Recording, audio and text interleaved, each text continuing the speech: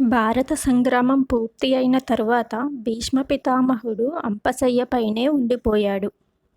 సుమారు నెల రోజులు గడిచాయి. ఒకనాడు హఠాత్తుగా శ్రీకృష్ణుడు పాండవులతో మాట్లాడుతూ ఆగిపోయాడు. పాండవులకు గాబరా వేసింది. ఏమైంది అని శ్రీకృష్ణుడిని అడిగారు. కురుక్షేత్రంలో అంపశయ్యపై పవళించి ఉన్న భీష్ముడు నన్ను స్మరించుకుంటున్నాడు. అందుకే నా మనసు అక్కడికి వెళ్ళిపోయింది. హే పాండవులారా, బయలుదేరండి భీష్ముడి దగ్గరికి. ఎందుకంటే భీష్ముడు ధర్మాలను అవసోపనం పట్టినవాడు. శాస్త్రాలను పూర్తిగా ఆకలింపు చేసిన మహనీయుడు. మానవాళి తరించడానికి కావలసిన మార్గాలను స్పష్టంగా తెలిసిన మహనీయుడు. సులభంగా జీవకోటిని తరింపచేయడం ఎట్లానో అవగతం చేసుకున్న మహనీయుడు. ఆయన దేహం నుండి నిష్క్రమించే సమయం ఆసన్నమవుతుంది. ఆయన అస్తమిస్తే లోకంలో ధర్మ సంశయాలని తీర్చే వ్యక్తులు ఎవ్వరూ ఉండరు. అందుకే సూక్ష్మ విషయాలను తెలుసుకుందురు రండి అని భీష్మ పితామహుడి వద్దకు తీసుకువచ్చాడు. భీష్ముడు సుమారు నెల నుండి బాణాలపైనే పడి ఉన్నాడు. దేహం నిండా బాణాలు, శక్తి పూర్తిగా క్షీణించిపోయింది. అసలే మాఘమాసం, ఎండకు ఎండుతూ మంచుకు తడుస్తూ నీరు లేదు, ఆహారం లేదు. స్వచ్ఛంద మరణం తెచ్చుకోగలడు. కానీ ఆయన ఇన్ని బాధలు భరిస్తూ ఉండిపోయాడు.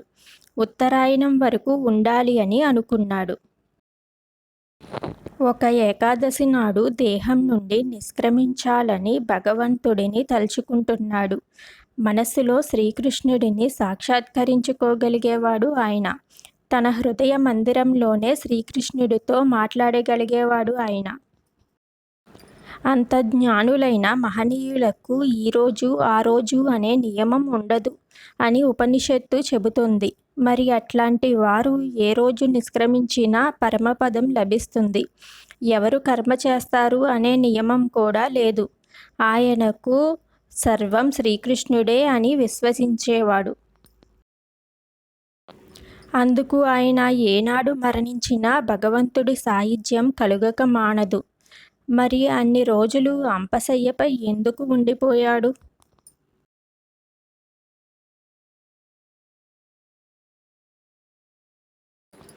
ఆయనకు తను చేసిన దోషం ఒకటి స్పష్టంగా జ్ఞాపకం ఉంది. చేసిన ప్రతి దోషం శరీరంపైనే రాసి ఉంటుందట. అది తొలగితే తప్ప సద్గతి ఏర్పడదట. ద్రౌపదికి సభామధ్యంలో అవమానం జరుగుతుంటే ఏం చేయలేకపోయాడు. భగవద్భక్తురాలికి అవమానం జరుగుతుంటే చూస్తూ కూర్చుండిపోయాడు.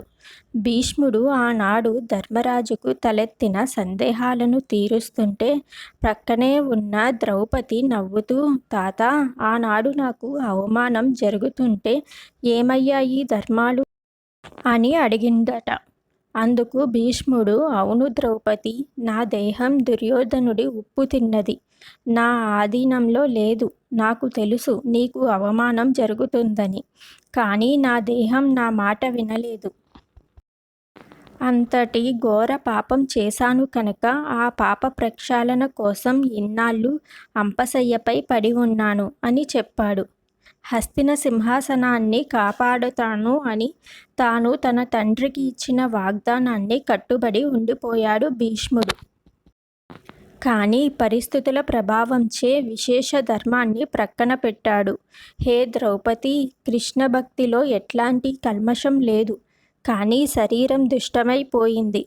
దాన్ని పరిశుద్ధం చేసుకోవాలనే అంపశయ్యపై పడి ఉన్నాను. అందుకు ఈనాడు నేను ధర్మాలను చెప్పవచ్చును అని పాండవులకు ఎన్నో నీతులను బోధించాడు. శ్రీకృష్ణుడు భీష్ముడికి దేహబాధలు కలగకుండా వరం ఇచ్చి చెప్పించాడు. నాకెందుకు శక్తినిచ్చి చెప్పిస్తున్నావు? నీవే చెప్పొచ్చు కదా అని భీష్ముడు అడిగాడు. అందుకు కృష్ణుడు, నేను చెప్పొచ్చు, కానీ నీలాంటి అనుభవజ్ఞుడు చెబితే వచ్చే స్పష్టత నేను చెబితే ఉండదు. నేను చెబితే అది తత్వం, నీవు చెబితే అది తత్వద్రష్టం. తత్వాన్ని చూసినవాడు తత్వాన్ని చెప్పాలే తప్ప తత్వం తన గురించి తాను చెప్పుకోదు. నేల నేను ఇంత సారం అని చెప్పగలదా?